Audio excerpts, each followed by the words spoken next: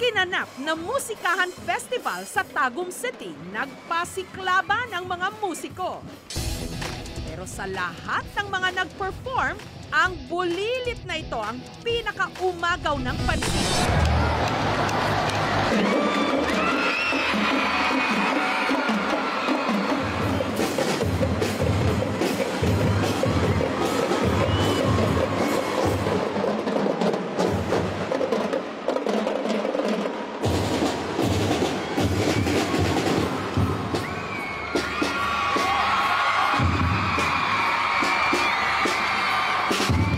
Itsurang palaban, nagpakitang gilas pa sa pagpapaikot-ikot ng kanyang drumsticks.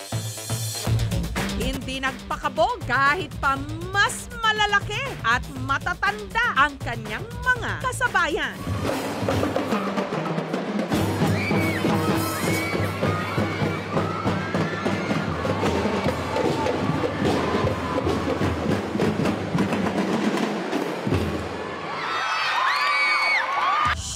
Ang pinakabatang miyembro ng MPIES Pirates, ang 6 na taong gulang lang na si Roven, ang little drummer boy ng Tagum City.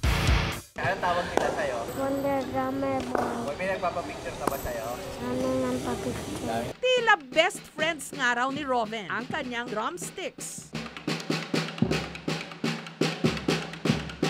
Kayang-kaya rin niyang mag-bass drum at snare drum.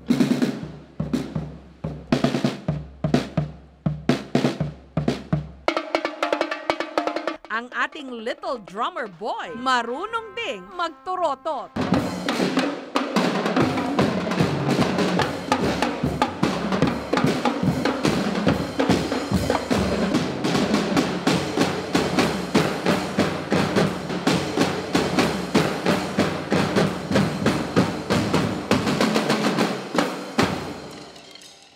Anong gusto mong paglaki mo? Gusto mag-drum. Sino nagtuturo sa'yo? Papa.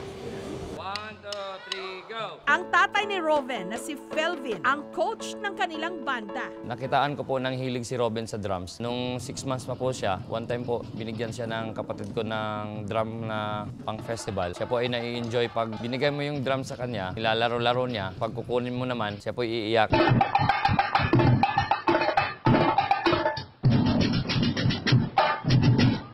Si Roven, tila may pinagmanahan. Nung high school, nakapasok po ako sa banda, doon po ako na-develop. Sinabi ko po sa sarili ko na maging anak ako na susunod. Talagang susuportahan ko po. Habang nagtuturo po ako, nasa gilid lang po siya, nakikinig lang po siya, mabibigla ka na lang, siya natututo na. Bakit si Papa Idol mo? Laglag man ako.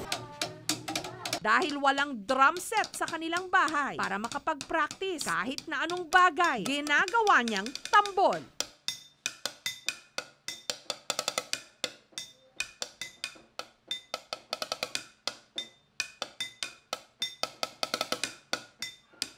Anong pangarap mo bukod sa pagdadrum? Gusto ko mag-soldier. At bilang pahabol sa fiesta season, inimbitahan namin ang buong banda na mag-perform.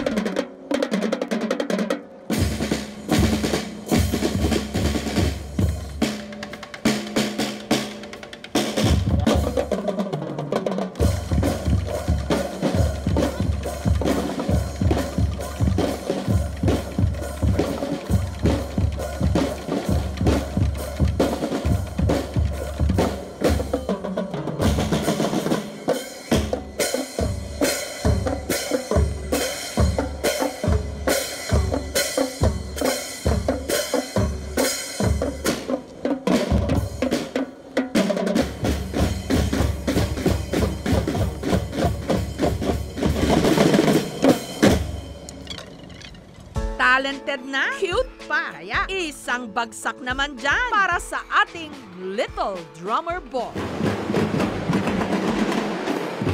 Mga kapuso, kung nagustuhan niyo po ang videong ito, subscribe na sa GMA Public Affairs YouTube channel. And don't forget to hit the bell button for our latest updates.